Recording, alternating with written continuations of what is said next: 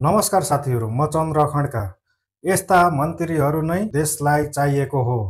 आज जब देशका विभिन्न ठाउँमा बाढी पहिरोका कारण जनता सङ्कटमा परिरहेका छन्, ऊर्जा मन्त्री कुलमान घिसिङज्यूले कुनै सुरक्षाकर्मीको घेरा बिना सर्वसाधारण जनताको जस्तै स्वयं बाढी पहिरो प्रभावित क्षेत्रमा पुगेर जनताको उद्धार र सहयोग गर्नुभएको दृश्यले सम्पूर्ण नेपालीलाई गर्व महसुस गराएको छ।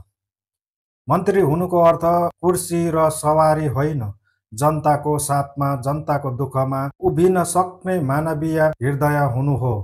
आज कुलमान घिसिङज्यूले त्यो उदाहरण जीवन्त रूपमा देखाउनु भएको छ। सलाम छ यस्ता सेवाभावी नेतृत्वलाई। हामी नेपाली जनताले यस्ता नै इमान्दार, जनमुखी र काम गर्ने मन्त्रीहरू चाहेका छौँ।